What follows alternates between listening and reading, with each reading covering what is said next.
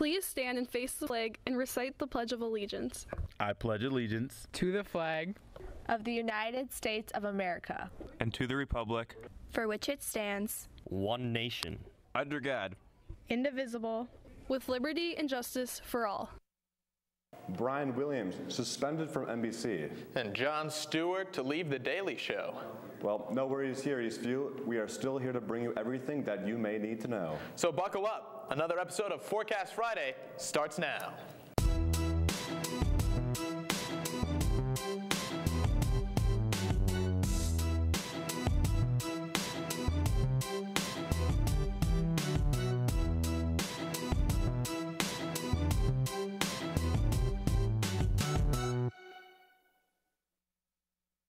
News dealing with the United States military comes to us courtesy of the U.S. Army War College, which uncovered some very alarming news.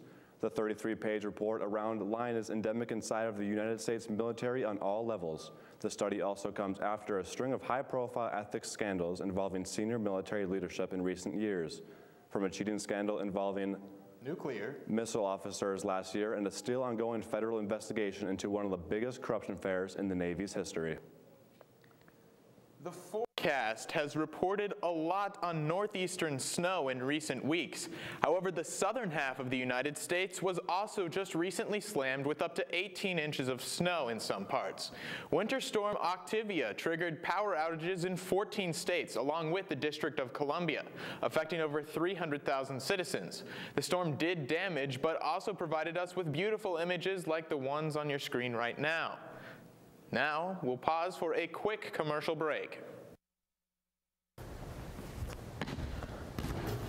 Shots like that go in all the time for the Eastview Lightning, both the girls and the boys. If you'd like to check out the girls, be sure to get to the main gym at 6 p.m. tonight as they take on Shakopee, and stay afterwards as the boys tip off at 7:45, also against Shakopee.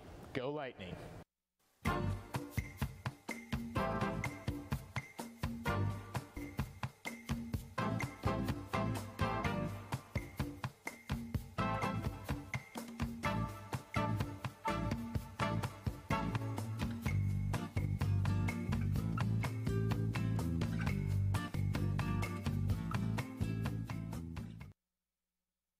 It was announced yesterday that Walmart, America's largest private employer, would raise its minimum wage to $9 an hour in April and to at least $10 an hour by next February, both of which are above the federal minimum wage of $7.25. This move puts more pressure on other big-time employers, such as McDonald's. Speaking of added pressure, Congress is locked in a dispute over funding over the Department of Homeland Security. Here to talk about more with Baker, Daniel Lecca. Hey, Daniel, thanks for joining us here. So to give us some background, what does the Department of Homeland Security, what's inside of that? All right, so the Department of Homeland Security, it's one of many government agencies that watches out for the safety of the American people by analyzing both domestic threats and terroristic threats abroad. So why would politicians want to cut funding or stop funding for the department?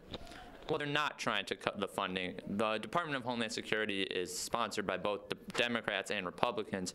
However, Republicans are currently threatening to cut the funding just so they can get political leverage on other issues on their agenda. And what kind of political leverage can they acquire from doing such a move like this? Well, the problem is that the Department of Homeland Security is expected to run out of its funding by February 27th, and so the Republicans are threatening to not fund it further if the Democrats don't go back on some of the executive action policies they had moving forward last year with immigration. If they don't cut that out, then the Republicans will defund it. And are we likely to see a deal struck? Well, yes. I mean, both parties don't want the Department of Homeland Security to get defunded. So in the end, we will eventually see some sort of compromise between the two. Great. Thanks a lot for doing this, Daniel.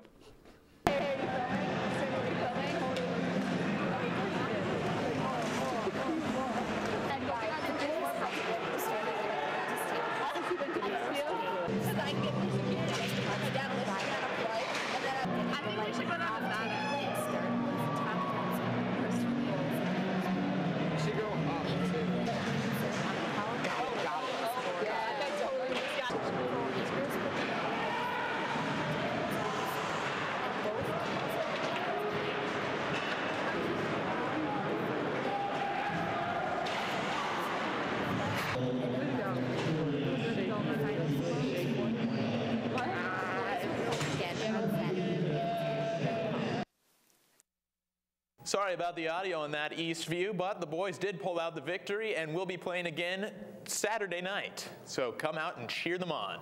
Well, Eastview, that's all she wrote for today's show. Hope to see you at the basketball games tonight, Eastview. If not, you can count on seeing us at this time next week. Take care.